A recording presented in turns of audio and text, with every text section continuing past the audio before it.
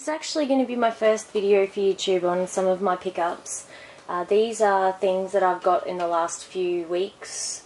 I haven't actually been buying a lot lately because I knew that there was the PlayStation 4 camo that we had pre-ordered coming and a few other things. Plus I'm really focusing on collecting the Sega Master System games that I wanted better versions of, or better copies for my collection, and also my Nintendo 64 stuff, which I will go through in another video soon.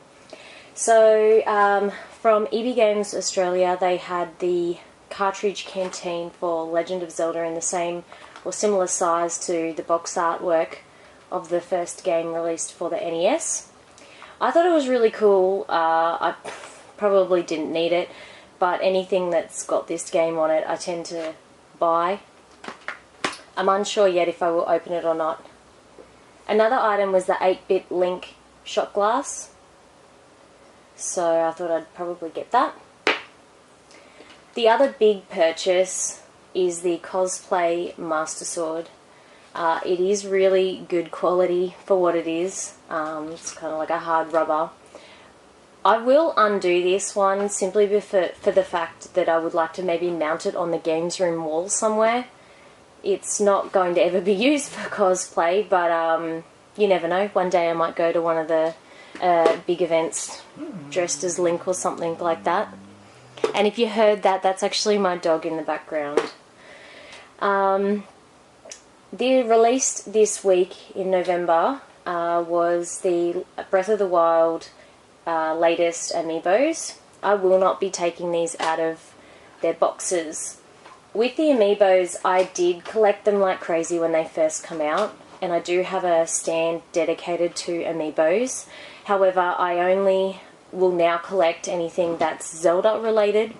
I do not open them. It's just my choice. So, it's the Rivali one. He's very detailed.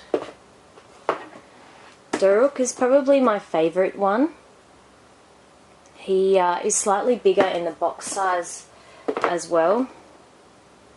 I believe there's a couple of other YouTube accounts that I really like to follow that are actually unboxing these, so if you do want to see them unboxed, check out a few of those accounts.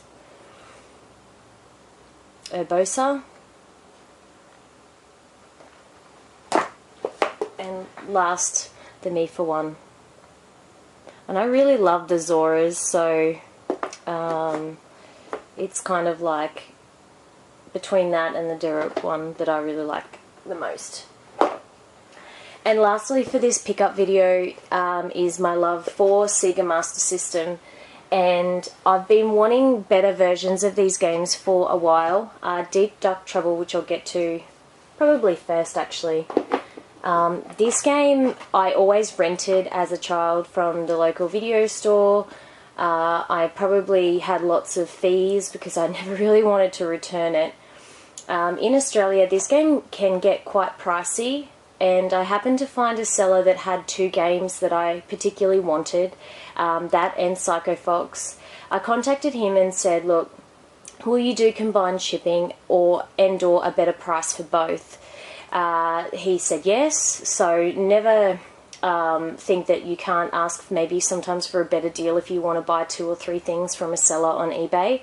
I tend to find that they do actually accommodate most of the requests. I haven't actually been turned down yet, as far as I remember over the years and years and years of using eBay. So I finally got my hands on this game and Psycho Fox. Roughly they worked out at probably 55 Australian per game. So Deep Duck Trouble does not have its manual, but overall I look for Sega Master System games that still have their hang tab, because one day I would love to come across the original Sega displays so I can hang all my games, so I tend to try and find ones that have this. That's very desirable for me in my collection. And the other game is Psycho Fox. Now, you will understand why I wanted another copy of this game when you see this one. So, I'm sorry, very sorry for the poor version. It is water damaged. It is in one of the clamshell cases, which I think is actually kind of collectible, but this game is shattered. The cartridge itself is playable, but it's discoloured from being water damaged and stuff like that as well. It had a really hard life. It smells as well, so it will be retired. This is another game that I rented a lot as a child. I didn't actually own it. I got this version in a bulk lot set because I thought it was going to be a great deal, but I didn't realise how shattered it was at the time. So I found this really clean version, and I couldn't pass up the fact that the seller had both of these games that I really wanted.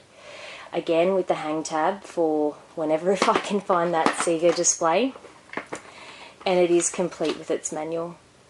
And it's absolutely an underrated game, very cool to play, extremely hard for me. I still haven't ever been able to get past the first couple of levels, but yeah, it's very good fun. So I'm hoping to go through a little bit more of my collection and pickups in the near future, so keep you posted.